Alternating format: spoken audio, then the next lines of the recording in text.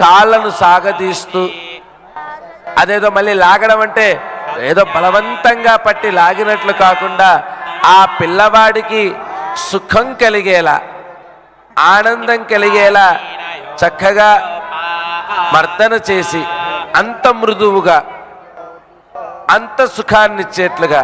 అక్కడ పసిపిల్లవాడికి అని చెప్పడంలో భావము శిశువుకి, చిన్న శిశువుకి చేసినట్లుగా. అంటే అటు అది పిల్లవాడికి అది సౌఖ్యాన్ని ఇస్తుంటుంది, అంతే మృదువుగా కూడా ఉంటుంది.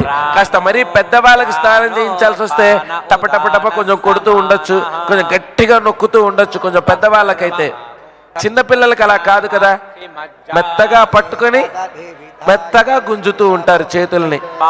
ఆ ముట్టుకోవడంలోనూ ఒక మెత్తడితనం, ఆ మర్దన చేయటంలోనూ ఒక మెత్తడితనం, ఆ మార్దవం, మృదుతనం అనేది, మృదుత్వం అనేది ఉంటూ ఉంటుంది. తల్లి ఆ ప్రేమను నింపుకొని చేస్తూ ఉంటుంది. చక్కగా ఆ వేడి నీళ్లు తీసి పిల్లవాడి తల మీద ఇలా కొడుతూ ఉంటుంది. ఒకసారి 3 సార్లు, మరలా వీపు మీద ఆ వేడి నీళ్లతో ఇలా అద్దుతూ ఉంటారు. పొట్ట మీద 3 సార్లు అలా నీళ్లను, వేడి నీళ్లను దోషుల్లోకి తీసుకొని కొడుతూ ఉంటారు. ఆ కొట్టేది పిల్లవాడికి ఇబ్బంది కలగదు. వాడు ఉక్కిరి బిక్కిరి కాకుండా చక్కగా తలకి చేతులు అడ్డుపెట్టి తల మించి నీళ్లు పోస్తూ ఉంటారు. పసిపిల్లలు అలా స్నానం చేయిస్తూ ఉంటుంది అమ్మ. భగవంతుడికి స్నానమాచరింపచేసేటప్పుడు కూడా అలాంటి ప్రేమతోనే స్నానాన్ని చేయించాలి. భగవంతుడికి ఎక్కడా ఇబ్బంది కలగకుండా చక్కగా తైలంతో ఒంటిని మర్దన చేయాలి. స్వామి తిరుమేని ఎంతటిదంటే పువ్వుల్లో ఉండేటువంటి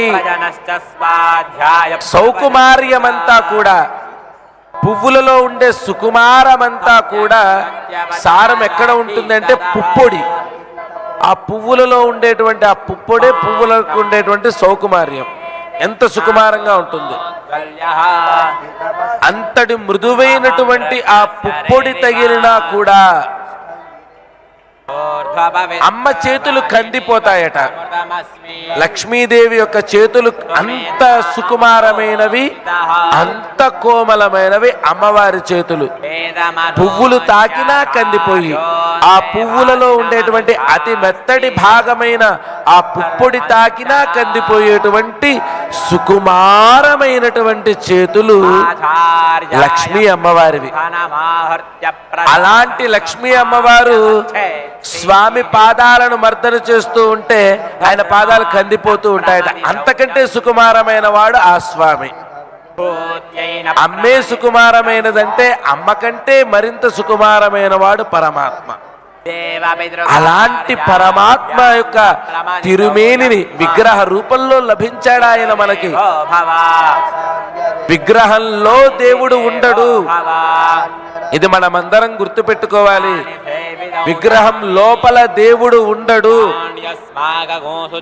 ఈ శరీరం లోపల మనం ఉంటున్నాం, శరీరం లోపల మనం ఉంటున్నాం, శరీరం మనం కాదు. అలా విగ్రహం, కానీ విగ్రహం లోపల భగవంతుడు ఎప్పుడు ఉండడు. విగ్రహమే భగవంతుడు,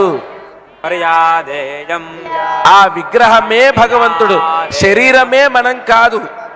ఇక్కడ మనకి భగవంతుడికి అదే తేడా. ఈ శరీరంలో మనముంటాం, కానీ ఈ శరీరమే మనం అనుకుంటాం. ఈ శరీరం మనం కాదు, శరీరం లోపల ఒక చోట మనం ఉంటాం. ధ్యానం చేత మొత్తం అంతా వ్యాపించి ఈ శరీరంతో పనులు చేయించుకుంటాం, కానీ శరీరమే మనమనే అజ్ఞానంలో ఉంటాం. కానీ భగవంతుడి విషయానికి వస్తే విగ్రహం లోపల భగవంతుడు ఉండడు, విగ్రహమే భగవంతుడు. ఆ స్వరూపాన్ని స్వీకరించి మనకి సాక్షాత్కరిస్తాడు ఆయన.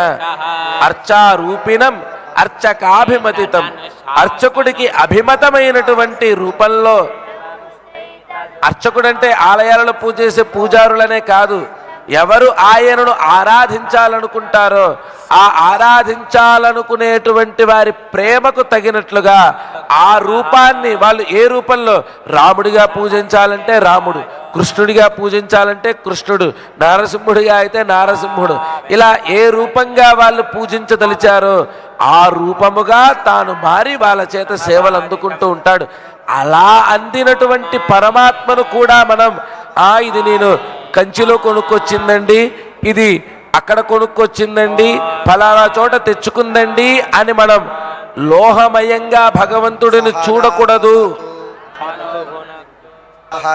పరమ పదంలో ఎలా అయితే పూర్ణుడై నిత్య సూరి గణములతో సేవిస్తూ ఉంటాడో మన ఇంట్లో మనం ఇంత చిన్న మూర్తిని పెట్టుకున్నా ఆ రూపంలోనూ పరమపదంలో ఎలా అయితే నిత్యసూరి గణ పరివేష్టితుడై వారి చేత సంసేవితుడై ఉంటాడో, శ్రీ వైకుంఠధామంలో ఎలా ఆనందంతో కొలువు తీరి ఉంటాడో మన ఇంట్లో కూడా ఇంత చిన్న మూర్తిని పెట్టి ఆరాధించినా అంతే ఆనందంతో నివసిస్తాడు.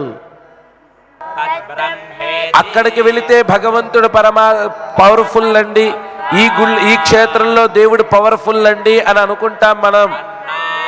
నువ్వు విశ్వసిస్తే నీ ఇంట్లో ఆరాధన చేసేటువంటి ఆ స్వామి కూడా అంతే పవర్ఫుల్.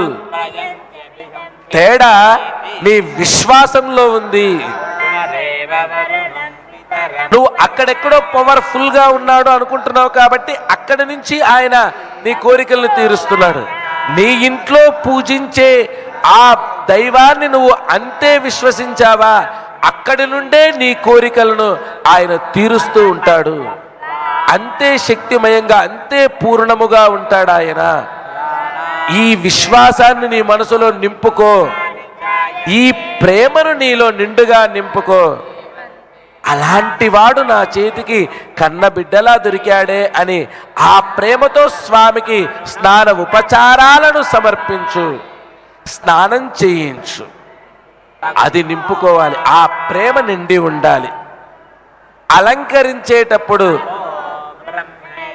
రత్యాం సతీవ ప్రియనాయకం,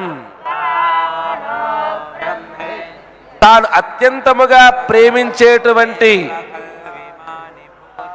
భర్తను ప్రేయసి అయినటువంటి భార్య ఎలా అయితే అలంకరిస్తుందో, అబ్బా యువతులందరికీ తాము చేసుకునేటువంటి భర్త ఇలా ఉండాలి అలా ఉండాలనే కోరికలు ఉంటాయి. భార్య కొత్తగా పెళ్ళైనటువంటి నవదంపతులలో భార్యకు చక్కగా తన భర్తకి ఇలా సూట్ వేయించాలి, ఇలా అలంకారంతో ఉండాలి, ఇలా ఉండాలి అనేటువంటి కోరికలు ఉంటాయి. గోవిందా గోవిందా గోవిందా గోవిందా అలా అలంకరించుకుంటుంది భర్తను. గోవిందా స్వామిని కుంకుమాది పరిమళ ద్రవ్యాలతో అలంకరించారు. ఇప్పుడు ఆ అలంకరణలో ఉన్నటువంటి స్వామికి అటువంటి శీతల ద్రవ్యాలతో కుంకుమ పువ్వు మొదలైనటువంటి శీతల పరిమళ ద్రవ్యాలను సమర్పణ చేస్తూ ఉన్నారు. గోవిందా గోవిందా. మన ఆరాధన చేసేటప్పుడు భగవంతుడిని ఆ ప్రేయసి భావముతో ఆ పుష్పాలను అలంకరించిన, వస్త్రాలను అలంకరించిన భగవంతుడిని ఆ ప్రేమ అటువంటి ప్రేయసీ ప్రియుల యొక్క భావనతో అలంకరించాలి. స్వామికి ఆరగింపు పెట్టేటప్పుడు ఎలా ఉండాలి అంటే, ఎంతో కాలం నుంచి మనం ఒక ప్రియమైనటువంటి వ్యక్తిని భోజనానికి రమ్మని ఆహ్వానిస్తూ ఉన్నాం. మన ఇంటికి రమ్మని, మనకి చాలా ఇష్టమైనటువంటి వ్యక్తి, అతను ఎన్నిసార్లు పిలుస్తున్నా రావట్లేదు. అనుకోకుండా సడన్గా ఫోన్ చేశాడు, ఇగో నేను రేపు ఉదయం మీ ఇంటికి వస్తున్నాను అని. మనకి అత్యంత ప్రియమైనటువంటి వాడు. ఎలా సిద్ధపడతాం, ఎన్నెన్ని వెరైటీస్ చేస్తాం, చేసిన తర్వాత వాటన్నింటినీ చక్కగా వడ్డించి, ఇదిగో కూర, ఇదిగో పప్పు, ఇదిగో చారు, ఇంకొంచెం తినండి, అరే ఇది కొంచెం వేసుకోండి, ఇది కొంచెం తినండి, ఇంకొక ముద్ద తినండి, అరే మరి బొత్తిగా ఏమీ తినకుండా అయిపోతున్నారే, ఇంకొంచెం తినండి, ఇంకొంచెం తినండి అంటూ ఇంటికి వచ్చినటువంటి ప్రియమైన అతిథికి ఏ విధంగా గృహస్థుడైనటువంటి వ్యక్తి భోజనాన్ని పెడతాడో స్వామికి కూడా అలా ఆరంగా ఒక్క ముద్ద తినవయ్యా, మరొక ముద్ద తినవయ్యా, అయ్యయ్యో చేసింది నీకు నచ్చలేదా, మరెందుకు తినట్లే, కొంచెం ముద్ద తిను, ఇదిగో తిను, ఒక్కొక్క చందమామ చూడు అంటూ మన పిల్లవాడికి ఎలా ముద్ద పెడతామో స్వామికి కూడా అలా నోటికి అందించాలి. ఏదో గంట కొట్టు టంగ్ టంగ్ టంగ్ టంగ్ అని గంట కొట్టడం, ఈ చెయ్యి తింటే తిను, తొందరగా తిను, లేకుంటే లేదు, లేకుంటే తొందరగా వెళ్ళాలి అంటూ ఆయన ముఖం మీద ఇలా ఇలా ఇలా ఇలా చెయ్యి చూపించడం నివేదన చేయటం కాదు. ఈ చెయ్యి ఎక్కడ ఉన్నా ఆయన నోటికి ఆ ముద్ద నీ మనసుతో అందించాలి, నీ మనసుతో ధ్యానించాలి. ఈ ప్రసాదాన్ని స్వామి స్వీకరిస్తున్నాడు అని.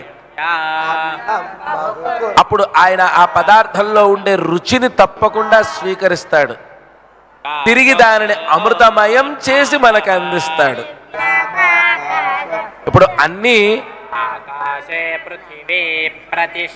మనం ఎన్నింటినో అనుభవిస్తూ ఉంటాం, ప్రతిదీ నోటితోనే అనుభవించం కదా, కళ్ళతో చూసి అనుభవించే విషయాలు కొన్ని, ఏ సినిమాలు లాంటివో, ఏ ప్రకృతిని అనుభవించే విషయాలు, సాయంకాలాలు, సూర్యోదయాలు,